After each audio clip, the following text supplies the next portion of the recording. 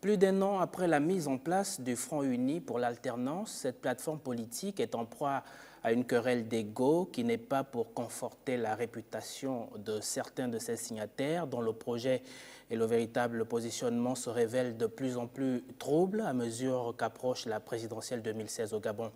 Empêtré dans cette affaire de désignation du candidat devant représenter le groupe à cette élection majeure, les principaux responsables ont offert à la face du monde un bien triste spectacle ces derniers jours qui suscite des interrogations, une fois de plus, sur les véritables ambitions des uns et des autres et surtout sur leur poids réel dans l'arène politique gabonaise.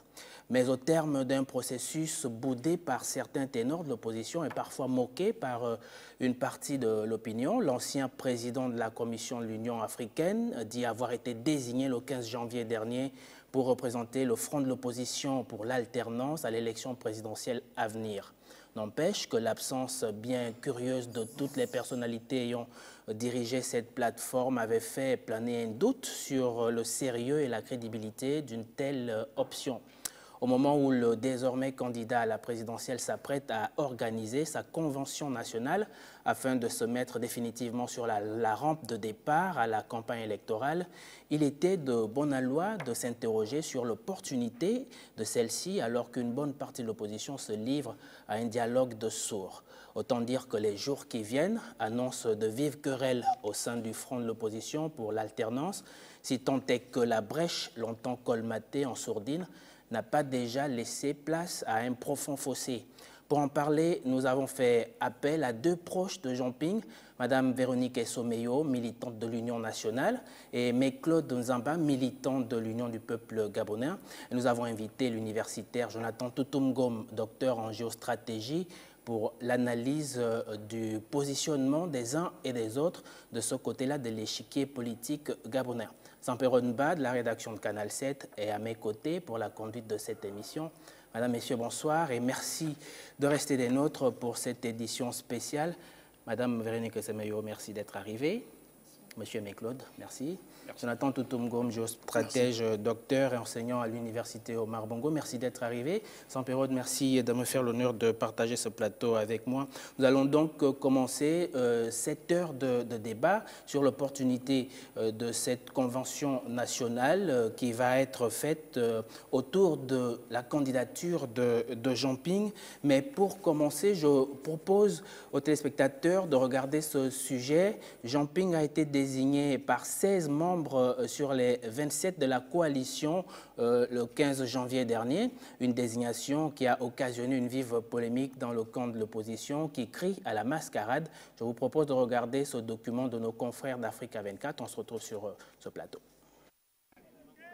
L'ancien président de la Commission de l'Union africaine, Jean Ping, a été désigné le 15 janvier 2016 candidat du Front uni de l'opposition pour la présidentielle de 2016 par une partie des membres de ce regroupement politique. Certains partis du Front et le président en exercice de cette coalition dénoncent la procédure utilisée par Jean Ping et ses alliés. Elle est jugée non conforme au statut de leur regroupement. Ainsi, l'Union nationale, l'Union du peuple gabonais, le Rassemblement national des bûcherons, l'ADER et 9 membres fondateurs du Front sur les 15 se sont désolidarisés de la candidature de Jean Ping. Mais il faut que nous retrouvions, que nous discutions à fond des problèmes qui se posent et que chacun sorte de son ego, de sa volonté de ruse, de malice, de besoin de tromper l'autre, pour qu'on aille vers des objectifs communs, qui est l'objectif de l'alternance politique. Le candidat unique ne peut pas être une priorité en soi, parce que depuis 1990, jamais le candidat du Parti démocratique gabonais aux élections présidentielles n'a remporté une élection aux urnes. À quelques mois du scrutin présidentiel de 2016 et après une tournée dans le Gabon profond,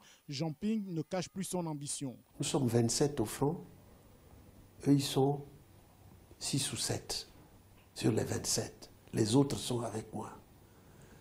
Quelle est la règle de la démocratie élémentaire? Ils appellent ça passage en force, mais quelle est la règle de la démocratie? C'est la majorité passe. Et ils bloquent en disant il faut un consensus. Alors que des dissensions étaient apparues ces derniers mois au sujet de sa candidature, Jean Ping se dit capable de développer le pays en un seul mandat. De son côté, le président en exercice du Front, Pierre-André Kombila, estime que l'heure est à la mobilisation du peuple afin que celui-ci exige les conditions de transparence pour une élection juste et crédible. Pierre-André Kombila entend tirer les conclusions de tout ceci au cours d'une rencontre dite de dernière chance le 27 janvier à Libreville.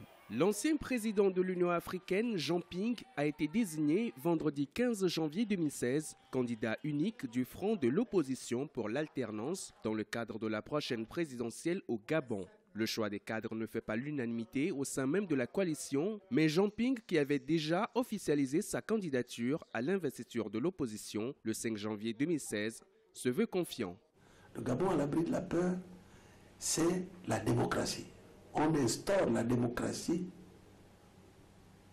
avec tout ce que vous pouvez imaginer, l'indépendance de la justice, le président ne devrait plus être un demi-dieu, le gouvernement doit gouverner, l'Assemblée doit s'opposer, voilà, pour éviter la concentration du pouvoir sur un seul homme, que vous l'appeliez comme vous l'appeliez, c'est lui qui détient tous les pouvoirs. Et ça, ce n'est pas bon. Avec une production d'environ 230 000 barils de pétrole par jour, le Gabon fait partie des pays les plus riches du continent. Mais comme la plupart des pays africains, les richesses sont inégalement réparties au sein de la population. À 73 ans, Jean Ping s'engage à faire mieux que les autorités actuelles. Il annonce une présidence plus responsable et une meilleure gouvernance axée sur le respect des droits de chaque citoyen. En réalité, il faut entrer dans la modernité et les gens ne veulent plus qu'on continue à avoir le système en place. Vous comprenez? Moi ou quelqu'un d'autre, les gens ne veulent plus de ça. Et si vous voulez entrer dans la modernité, il faut que ça soit comme ça. Il faut que les mandats de n'importe quel président soient limités. L'élection présidentielle au Gabon est prévue au second semestre 2016. La Constitution prévoit un seul tour de scrutin. Les analystes estiment que les défis du prochain président sont essentiellement d'ordre socio-économique. Alors nous allons commencer ce débat. C'est vrai que Jean Ping se prépare à une convention nationale en vue du démarrage officiel du démarrage de sa campagne présidentielle. On va peut-être parler de cette polémique au sein de cette opposition gabonaise, notamment de cette coalition de partis politiques. Jean Ping aurait été désigné uniquement par une quinzaine de partis politiques, alors qu'il y en a 27, je suppose, ou 27. Donc 12 ou 11 partis n'ont pas été à cette rencontre qui, aujourd'hui, est traité de mascarade aux yeux de l'opposition gabonaise.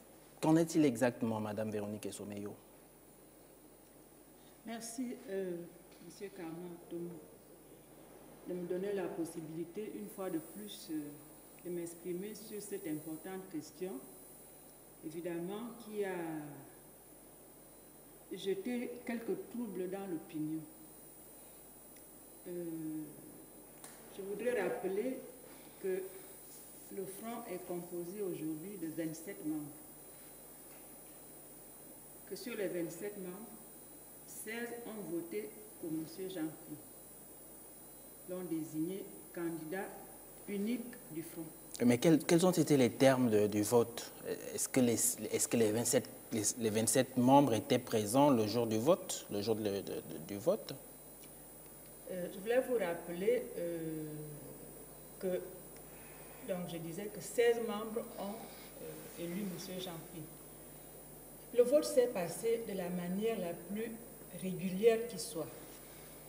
Les règles du Front veulent que lorsqu'une question est à l'ordre du jour de la conférence des présidents, qui est l'organe souverain du Front, lorsqu'une question est proposée à l'ordre du jour de cet organe, donc la première réunion exige que le quorum soit atteint. C'est-à-dire qu'il y ait au minimum 17 membres sur les 27. Si le quorum n'est pas atteint au cours de la première réunion, une autre réunion est proposée et sur le même sujet. Et au cours de cette réunion, la majorité relative est retenu, c'est-à-dire qu'on n'exige plus que le quorum soit atteint. C'est ce qui s'est passé lors de la désignation du candidat Jean Ping. Et je voudrais rappeler à cet effet-là qu'il y a eu une procédure qui a précédé la désignation du candidat, à savoir la publication des dates sur les différentes étapes, les dates qui prévoyaient le dépôt, le retrait des dossiers de candidature, le dépôt du dossier de candidature et évidemment l'audition du candidat et enfin l'élection du candidat. Toutes ces procédures-là ont été rendues publiques, suffisamment publiques pour que tous les 27 membres du Front puissent s'y soumettre et au moins venir retirer les dossiers et déposer les dossiers de candidature. Alors tout cela semble, excusez-moi Madame Véronique Esmoyo, tout cela semble bien facile. Venant d'un pro ou d'une pro-Ping, on comprend bien votre positionnement, mais on se rend compte aussi que cette campagne a été l'objet d'un... disons que tous les membres du Front ne s'y retrouvaient pas. D'ailleurs, il y a eu des contre-communiqués pour dire que tout le Front ne s'y reconnaissait pas et que c'était une mascarade. Et l'une des preuves aussi, c'est qu'en dehors de Jean Ping, il n'y a pas eu d'autres candidats, ce que l'on sache. Alors, comment est-ce que vous expliquez ça? On ne peut expliquer ça que par le fait que certains ont du mal à la démocratie. Il n'y a que comme ça, parce que vous vous rappelez très bien qu'à la naissance du Front, le 19 juillet 2014, l'un des objectifs, c'était de désigner un candidat unique à l'approche de l'élection. Or, il se trouve que, je crois que c'est 12 mois ou 14 mois avant l'élection, le problème a été posé sur la table. Et tous les membres signataires étaient là. Et vous connaissez la réponse. Ça a toujours été, on attend le moment venu. Ce n'est pas, il faut que les conditions de la transparence absolue soient remplies pour qu'on puisse parler de la désignation du candidat. Mais ce n'est pas responsable. Qui a organisé, qui ont signé. Qui a organisé la cérémonie, disons la réunion qui a permis d'élire Jean Ping? Le scrutin. D'où venait de l'argent? Qui a financé? Qui a organisé? Parce que à ce jour, les autres membres du Front estiment qu'ils n'ont pris part à aucun moment à l'organisation de cette rencontre qui a permis à Jean Ping d'être élu par ses pairs qui étaient présents. Est-ce que le Front prévoit une ligne budgétaire qui permettait d'organiser un tel scrutin? Mais il n'y a pas de ligne budgétaire. Pourquoi faire? Le scrutin est organisé. Qui a organisé? Qui a organisé? Je vous rappelle que le Front fonctionne avec une conférence des présidents, qui est l'organe souverain du Front, qui est composé de 27 membres, et d'un bureau, qui est présidé par un président, qui n'a pas de voix prépondérante, parce que le bureau fonctionne de façon collégiale, et c'est ce qui est écrit dans les statuts du Front. Donc, je vous disais tout à l'heure, parce que la question revient de façon récurrente, pourquoi les autres membres n'étaient pas là? Je vous ai bien dit comment se font les réunions au Front. C'est-à-dire que lorsque, sur une question donnée, le quorum n'a pas été atteint à la première réunion, ben, on organise une deuxième réunion et en ce moment-là, le quorum exigé à la première réunion n'est plus exigé. C'est-à-dire que même si les autres ne sont pas venus, alors qu'ils étaient bien au courant de la tenue de ces réunions-là, ils ne sont pas venus, ils sont considérés comme absents. Ils ont fait preuve de mauvaise foi? Ils ont fait preuve de mauvaise foi. Alors, on va peut-être donner... On va peut-être donner la parole à Jonathan Totom-Ngom, qui est géostratège. Dans ce genre de situation, Jonathan Totom-Ngom, on voit bien que cette, je veux dire, une vague importante qui se lève du côté de l'opposition. Est-ce que cela prête le flanc à cette catégorie, enfin à cette partie de l'échiquier politique gabonais pour que la partie opposée, c'est-à-dire le pouvoir actuel, puisse avoir les faveurs du scrutin de 2016. Parce qu'après, on se demandera pourquoi le parti au pouvoir pourrait gagner cette élection, alors que dans l'opposition, on ne s'est pas entendu, on est parti en ordre dispersé. Bien, merci de m'avoir convié à ce débat pour surtout parler des questions importantes qui engagent la vie de la nation, même s'il s'agit aujourd'hui de la convention d'investiture de M. Jean Ping. Mais en même temps, je pense que nous prenons trop de temps à parler des querelles qu'il y a eu dans l'opposition, alors que cette question, je pense, est déjà derrière le camp qui soutient Jean Ping aujourd'hui, puisque ce camp a les yeux fixés vers l'avenir, c'est-à-dire la rencontre de Jean Ping avec son peuple au détour de cette élection présidentielle et à travers un projet de société qu'il pourrait décliner ce jour-là. Mais en même temps, oui, en même temps, il faut bien se poser des questions par rapport à cet imbroglio politique, s'il en est un, mais dire que l'imbroglio politique qui a lieu aujourd'hui au sein de l'opposition pourrait favoriser le pouvoir en place pour gagner cette élection, je pense que cela peut être une affirmation assez facile si tant est qu'on se réfère à l'histoire politique du Gabon et que les archives, pas l'histoire fabriquée, mais l'histoire véritable de ce pays, démontrent que depuis 1957, le parti au pouvoir a toujours eu du mal à remporter une élection. C'est vrai qu'en 1957, le Gabon n'était pas encore considéré comme une entité étatique et que les élections qu'il y a eu étaient dans le cadre encore de la colonisation. Et donc, mais il faut quand même se rendre compte que depuis ce jour, tout ce qui est considéré comme étant proche du pouvoir a toujours eu du mal à s'exprimer pendant les élections. Mais en même temps, réaffirmer ou bien dire que les querelles au sein de l'opposition pourraient faire le lit facile au pouvoir en place, je ne le dirais pas de cette manière-là, parce que il vous souvient que l'opposition gabonaise, sinon l'opposition africaine, même l'opposition dans le monde entier, n'a jamais parlé d'une seule voix. Et je pense que c'était un bluff politique de croire à une candidature unique de l'opposition. Moi, j'en ai jamais cru. Et je l'ai affirmé sur d'autres plateaux que c'était difficile d'avoir une candidature unique. D'abord, par principe, la démocratie fait la promotion de la pluralité des idées. Et confiner toute une opposition à une candidature unique revient à créer au sein de cette opposition une espèce de parti unique.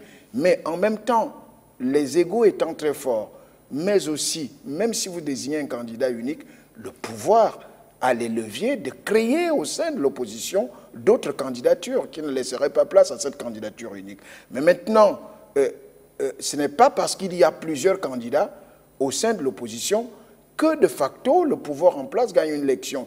Médiante le pouvoir, l'exemple nous vient toujours de la France, je n'ai jamais vu, que ce soit en France ou dans aucun autre pays du monde, où l'opposition a présenté une candidature unique et remporté les élections. Alors c'était donc un marché de dupes, peut-être donner la parole, très rapidement vous terminez, peut-être donner la parole à Aimé-Claude Nzamba. Donc, moi je pense que autant on prouve aujourd'hui qu'en 1993, que les résultats qui avaient été proclamés par le ministre Mbumbu Miakou n'étaient pas ceux qui étaient sortis des urnes. Et donc, du coup, ça signifie que la pluralité des candidatures ne gêne pas le peuple dans sa capacité à pouvoir choisir un homme pour pouvoir présider aux destinées de ce peuple. Alors, c'était donc un marché de dupes au sein du Front Uni pour l'alternance, parce qu'effectivement, il était question de mettre en orbite un seul candidat, alors même qu'on sait qu'on ne pouvait pas nécessairement en tirer un seul. Oh, merci, M. Atomo. Je vais tout simplement vous dire que l'opposition, elle est plurielle. Et qu'à partir de ce moment, prétendre avoir un seul candidat, ça devenait vraiment un marché de dupes. Mais le plus important, c'est que 16 partis politiques ou personnalités se sont exprimés et ont porté leur dévolu sur M. Jean Ping. Le reste, nous estimons que, en dehors de ces 16, d'autres partis politiques se sont manifestés en faveur de M. Jean Ping. Et ceux qui ne se sont pas manifestés entre-temps, je crois que d'ici là, ils se manifesteront. Alors, une question. Vous dites que c'était un marché de dupes. Vous êtes d'accord quand Carnot Atomo dit que c'était un marché de dupes, mais c'était un marché de dupes finalement auquel Jean Ping a pris part parce qu'il a bel et bien signé la convention, ou du moins le papier qui permettait, permettez-moi l'expression, qui permettait de créer le fonds uni. Donc, il a participé au marché de dupes et finalement, aujourd'hui, est-ce que c'est trop que de dire qu'il a trompé aussi le peuple d'une certaine façon, ou du moins les sympathisants de l'opposition? Écoutez, le souci de M. Jean Ping consistait à regrouper une opposition après la mort de M. Mbaobam qui n'existait plus. En sachant qu'il y a une opposition plurielle et que la candidature n'était pas possible. Permettez. Il s'agissait pour M. Jean Ping de regrouper le maximum des partis politiques pour que nous puissions travailler pour le bien-être du peuple gabonais. Donc l'objectif était la prise du pouvoir. Mais il s'avérait qu'à quelques mois des élections, cette opposition nous a démontré ses limites en disant pas de candidature unique. À combien de mois allons-nous présenter notre candidat à la face du monde? Nous sommes à 6 mois des élections. Et nous sommes à 6 mois, permettez, nous sommes à 6 mois des élections. Certains qui décrient en disant « M. Ping n'a pas été bien élu », mais ils n'ont pas des candidats. Donc, je crois que c'est du passé. Le plus important aujourd'hui, c'est de voir l'avenir. Et l'avenir s'est construit avec M. Jean Ping. Et je vais vous donner une information. Que le week-end, nous avons eu le soutien de M. Louis Gaston Maïla, qui fait partie aussi de l'opposition. Nous avons eu le soutien de d'un parti, de M. Moutinzamba, du PGP. Alors, à partir de cet instant, je dis, le débat sur la candidature du Front est dépassé. D'accord. Alors, question, M. Emeklo Nzamba. Vous parlez là d'une opposition, vous parlez d'une opposition qui est quand même constituée de personnalités politiques qui ont 30, 40 années d'expérience. Vous parlez de personnalités comme Casimir Oyemba, qui a été candidat aux élections présidentielles 2009, donc qui n'a eu qu'un mois ou un mois et demi pour se préparer, même si on sait ce qu'il en est advenu de sa candidature. Donc, c'est des personnes quand même qui ont une expérience et qu'aujourd'hui, on dise que vous disiez que leur action a été d'une certaine façon immature. Est-ce que vous ne pensez pas que c'est tirer la couverture de votre côté? Non, je ne pas reconnaître à ces gens-là une expérience politique qui aurait pu servir, notamment à M. Jean Ping. Écoutez, en 2009, vous avez vous-même remarqué que M. Casimir Oyemba a retiré sa candidature aux élections présidentielles. À la veille. À la veille. De quelle expérience faites-vous allusion? 40 années d'exercice politique.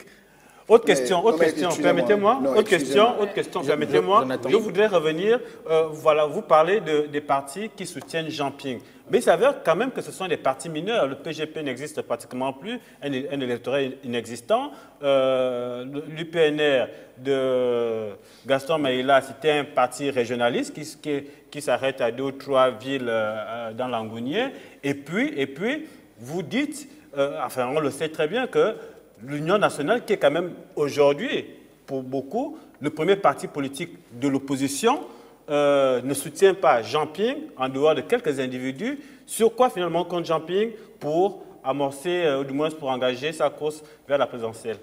Écoutez, M. Jean Ping compte... Madame Essomoyo, vous allez prendre la parole tout juste après. M. Jean Ping compte sur la majorité des partis politiques.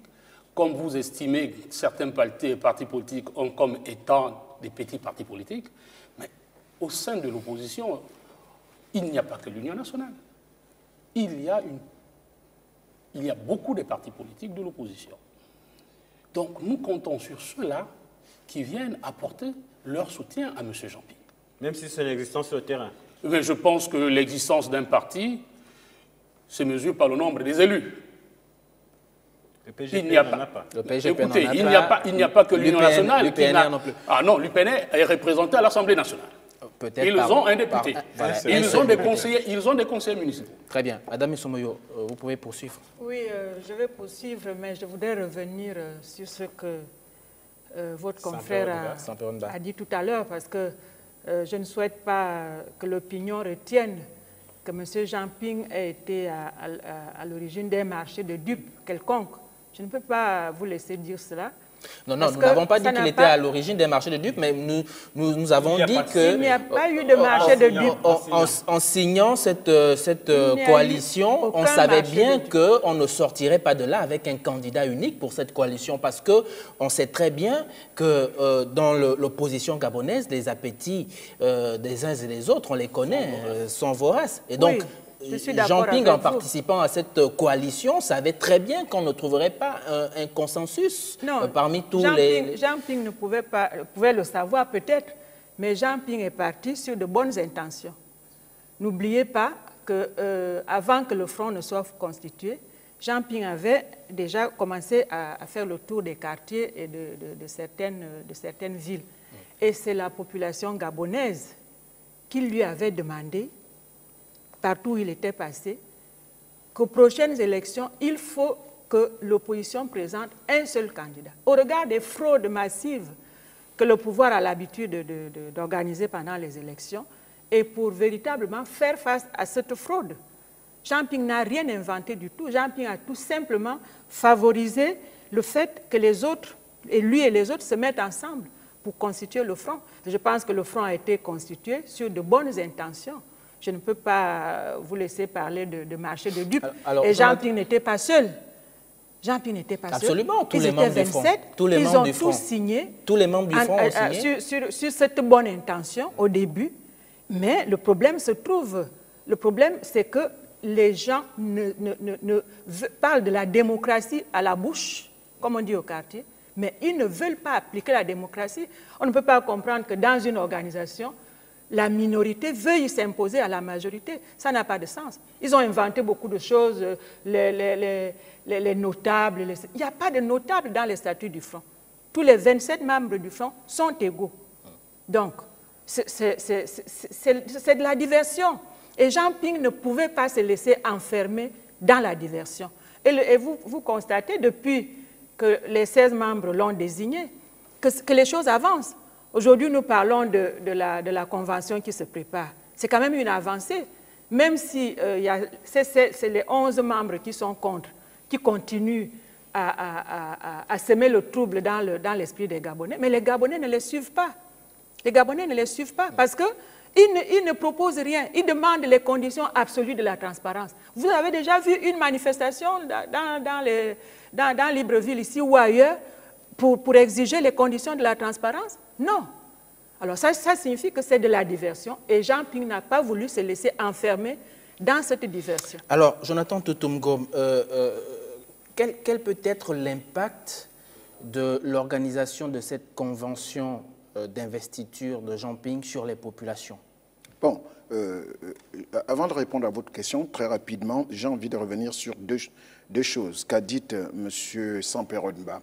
D'abord sur le fait que Jean Ping était nouveau dans l'opposition et qu'il y a quand même des notables qui sont dans cette opposition qui jusque-là ne soutiennent pas Jean Ping. Non, moi je pense qu'il ne faut pas voir des choses dans cela parce qu'il n'y a pas cette notabilité dont vous faites allusion au sein d'une opposition.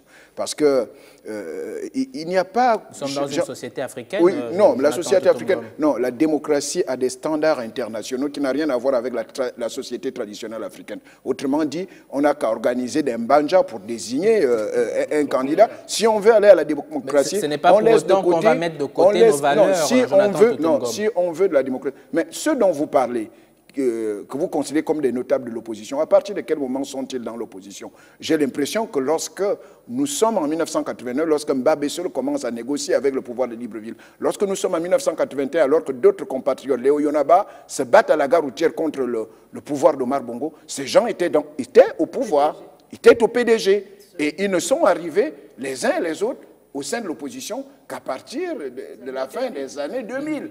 Et donc, du coup, s'il y a quelqu'un qui doit revendiquer le statut d'ancien opposant, c'est peut-être Luc Bongonsi aujourd'hui. Donc, je ne trouve pas cet argument très scientifique de dire c'est nous qui sommes là depuis, ce n'est pas quelqu'un qui arrive qui doit pouvoir être candidat. Mais Mbaobam, qui a eu des résultats que l'on connaît à l'élection présidentielle de 2009. Il était dans l'opposition depuis quand, M. Sampero Mba? J'ai l'impression qu'Omar Bongo décède le 8 juin 2009 et que Mbaobam se présente à l'élection avec la paix de Barcelone le 17 juillet et se présente à cette élection le 31 et qu'il a fait des résultats qu'on lui connaît aujourd'hui. Donc, l'argument selon lequel nous qui sommes dans l'opposition depuis, Jean-Ping vient d'arriver, cet argument n'a aucun sens scientifique. Au sens de la démocratie du terme. Deuxième chose, vous aviez dit tout à l'heure que, est-ce que dans cette opposition, Jean-Ping, par rapport à sa désignation, non, mais je pense que le mot dans une démocratie, le modèle, c'est... On parle d'abord d'un consensus. Si le consensus ne vous départage pas, on va à la règle essentielle de la démocratie, c'est l'élection. Et l'élection, c'est la... comment on dit, c'est la majorité qui l'emporte. À partir du moment où il a 16 de son côté et qu'il y a 11 de l'autre côté, mais il n'y a pas match. Même en football, c'est le score le plus parlant qui est victorieux. 2-1, 3-0 et puis ainsi de suite. Mais si vous n'arrivez pas à vous départager, vous allez au pénalty. Bon, mais il se trouve que si les uns ont brillé par la chaise vide, tout comme à l'élection législative de 2011, pas de biométrie, pas d'élection, mais les autres sont allés aux élections et nous avons cette assemblée monocolore aujourd'hui en système démocratique, ce qui n'honore pas le Gabon. Et en politique, la chaise vide n'a jamais payé. Donc, si on tombe d'accord sur les règles de départ, mais on ne modifie pas les règles en pleine compétition, vous le savez, ils sont tombés d'accord sur une charte et j'ai envie de rappeler que la candidature unique n'était pas le seul objectif, à ce qu'il me semble, de la charte du Front. Il y a eu cette intention de réunir toute l'opposition. Et pour l'histoire, et je sors par là en vous disant que ce que les gens ont fait au niveau du Front de l'opposition gabonaise, François Mitterrand l'avait fait en 1971 lorsqu'il a vu que les forces de gauche ne pouvaient pas l'emporter étant disparates au sein de l'opposition française.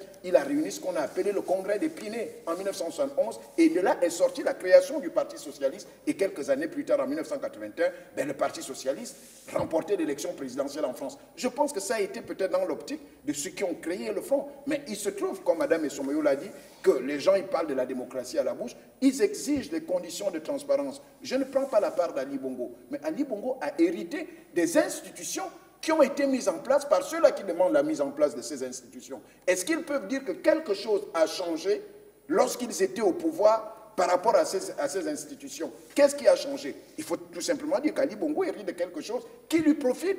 Et donc, quand eux, ils demandent la remise en place de ces institutions, mais qu'est-ce qu'ils ont fait pour prouver qu'ils veulent de la transparence? Et je vous dis, personne n'a le monopole du corps, personne n'a le monopole des conditions de transparence dans une élection. Et je pense que Jean-Ping, il fallait qu'il revête d'abord la toge de candidat afin de mieux revendiquer les conditions de transparence. Et il me semble que lors peut-être de son discours, de son allocution, il peut déjà parler des conditions de l'organisation des élections à partir du moment où il a la légitimité d'être candidat de cette élection.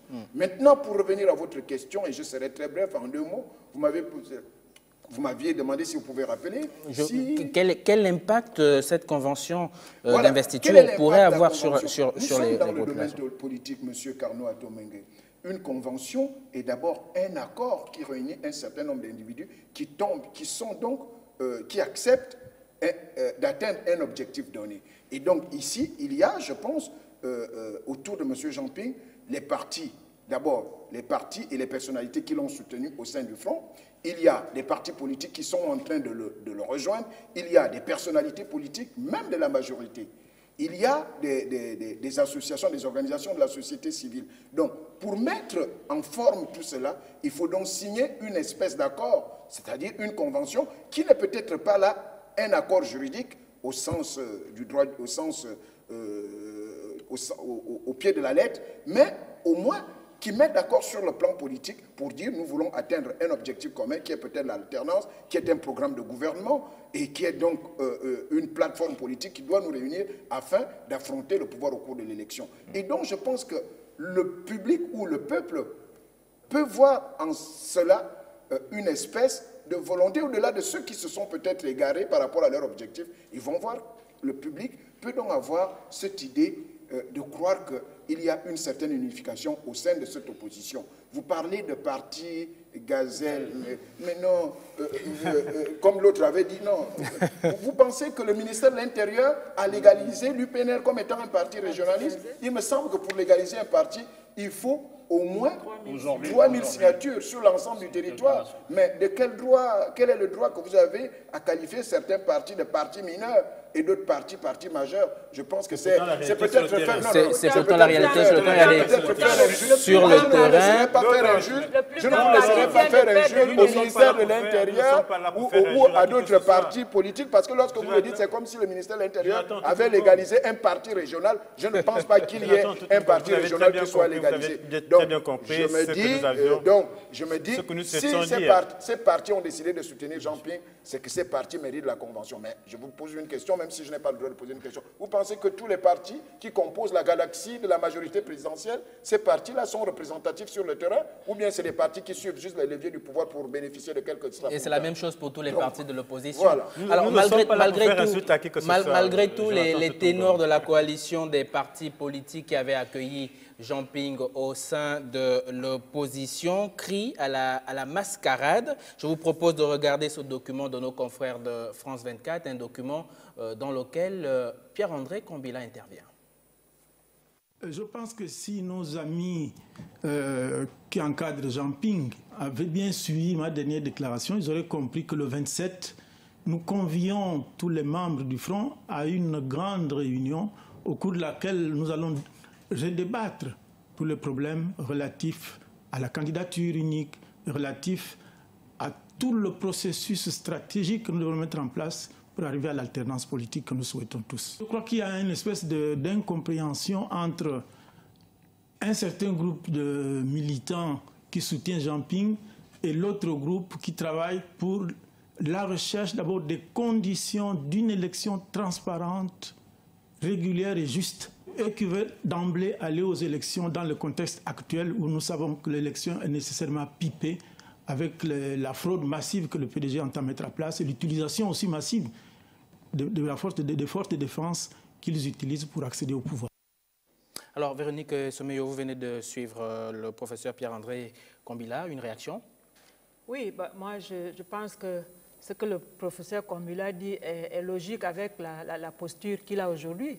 C'est-à-dire qu'il fait partie des 11 anti-Ping qui veulent coûte que coûte bloquer la sanction ou la progression de Jean Ping. Je pense que moi, ça ne me surprend pas. Mais ce qui est quand même étonnant, c'est de constater qu'aujourd'hui, puisque là, il parle des conditions de transparence absolue pour aller aux élections.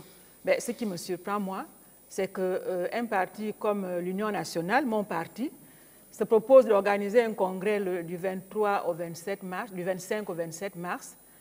Et entre autres objectifs de ce congrès, c'est de choisir le candidat à l'élection présidentielle ou le candidat à la candidature. Moi, je suis complètement étonnée de ça.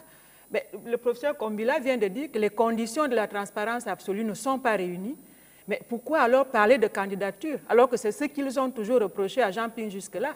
Est-ce que d'ici mars, ils pensent que les conditions de la transparence seront réunies? Ce sont des interrogations qui montrent que les 11 du Front sont en train de vouloir faire tourner les populations en rond, alors que les populations veulent avancer. Je pense que nous n'allons pas nous éterniser sur ces querelles qui ne nous font pas avancer. Monsieur Jean Ping a été désigné candidat du Front. Il faut essayer un peu interroger les populations. Le peuple gabonais est content que ce pas ait été franchi, parce que tout le monde avait quand même constaté que nous étions en train de patauger. Ce pas ayant été franchi, eh bien, nous avançons. Et Jonathan le disait tout à l'heure, on constate qu'après qu'il ait été désigné par ses pairs du Front, eh bien, il y a un certain nombre de partis politiques qui le rejoignent pour lui permettre d'avancer dans la préparation de l'élection. Et vous disiez tout à l'heure qu'on peut préparer une élection en 2 mois. Peut-être, il faut être un grand génie. Peut-être Mbaobama en a été un, mais tout le monde n'est pas un grand génie. Et une élection sérieuse se prépare suffisamment à l'avance.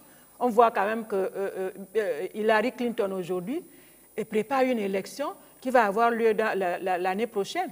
Donc, on ne peut pas comprendre que dans notre pays où nous avons des difficultés pour instaurer la démocratie, que nous puissions nous y prendre 2 ou 3 mois avant. Ça n'a aucun sens. Alors, une question assez importante au cours de ce débat. Beaucoup d'observateurs pensent, M. Aimé Claude Nzamba, que la candidature de Jean Ping est une alternative au fameux TSF, tout sauf enfant. Est-ce que c'est cela aujourd'hui?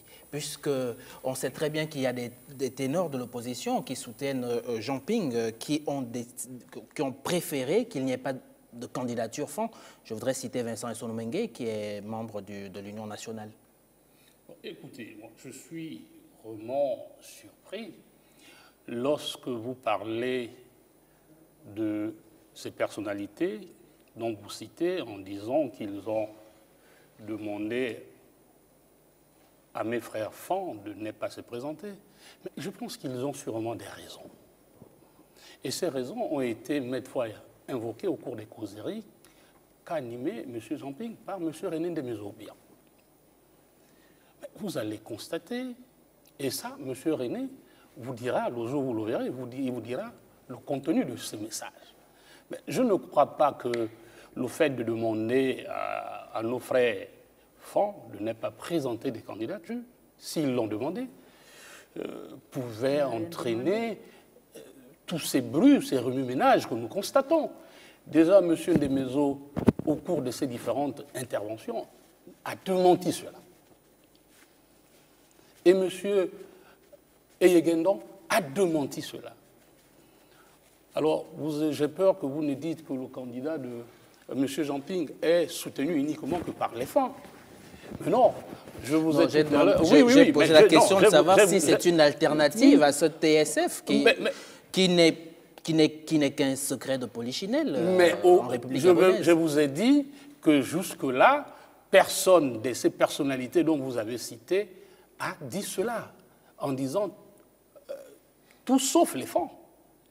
Ils ne l'ont jamais dit. C'est au cours d'une émission?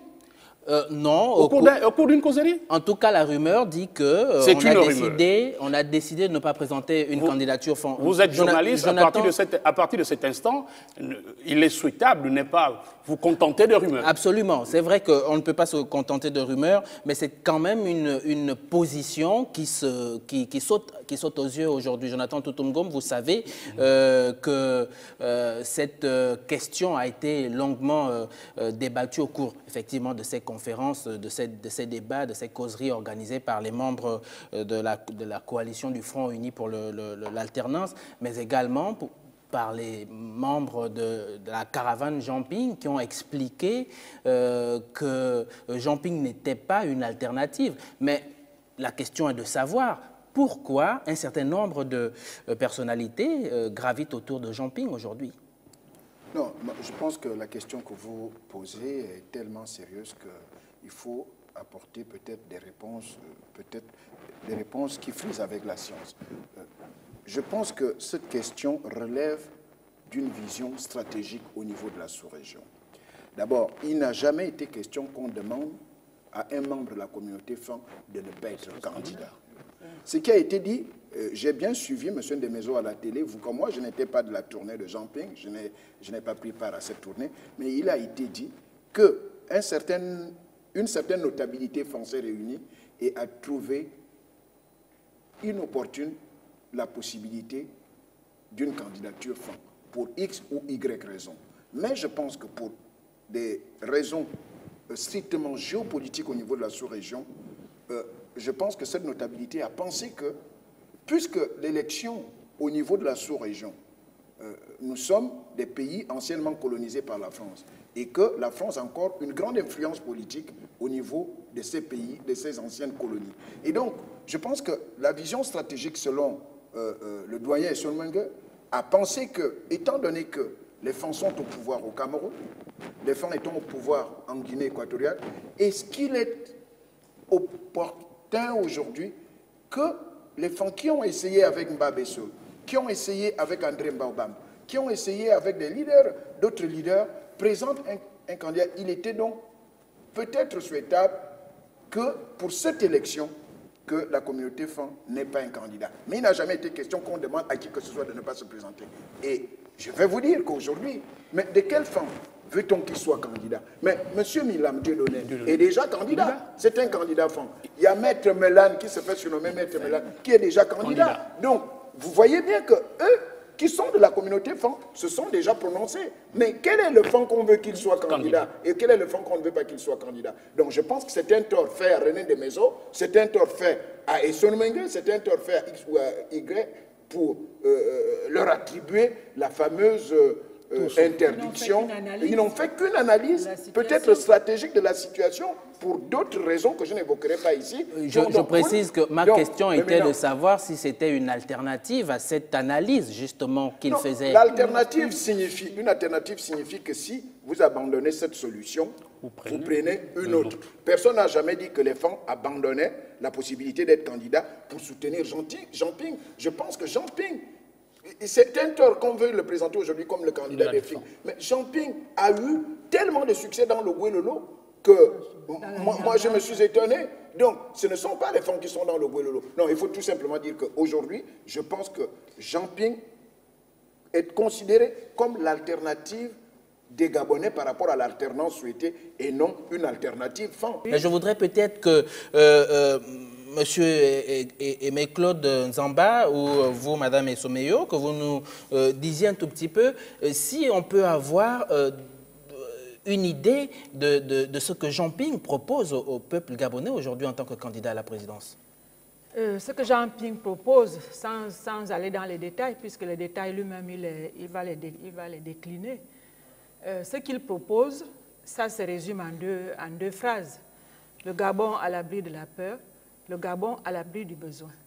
Je pense que tout le programme, le projet de société de M. Jean-Ping s'articule autour de ces deux grandes idées, c'est-à-dire instaurer la démocratie et tout faire au niveau économique et autres pour régler les problèmes des Gabonais. Vous savez quand même, je ne vous apprends rien, la grande pauvreté qui sévit aujourd'hui au Gabon. Donc le Gabon à l'abri du besoin répond un tout petit peu à ces préoccupations. Monsieur Jean-Ping a été désigné comme porte-flambeau du front, porte-flambeau qui va évidemment se mettre devant pour que tout le monde se mette avec lui pour exiger les conditions de la transparence. Alors nous tirons à la fin de cette émission, Monsieur Aimé Claude Nzamba, vous avez quelques 30 secondes pour votre mot de la fin. Je tiens à vous remercier de nous avoir invités sur ce plateau. Je veux tout simplement dire aux Gabonais que le candidat le mieux placé, le candidat qui peut nous amener vers des jours meilleurs, c'est M. Jean-Ping. Et à partir de cet instant, j'invite les militants de l'Union du peuple gabonais à venir à la convention qui aura lieu le samedi 13 et en Tchoréré, venir nombreux, venir soutenir M. Jean-Ping parce que c'est le candidat de l'opposition véritable. Je vous remercie. Jonathan Totomgom. Bien, merci une fois de plus de m'avoir invité sur votre plateau. Au terme de cette discussion, je retiens qu'il y a une convention d'investiture de M. Jean-Ping qui a été rejointe par un certain nombre de partis politiques, des organisations de la société civile. Mais ce que ma modeste personne puis demander au peuple gabonais, c'est de s'inscrire massivement sur les listes électorales. Et je demande au président de la République, chef de l'État, qu'il a l'avenir de ce pays en main et qu'il a le temps d'entrer dans l'histoire.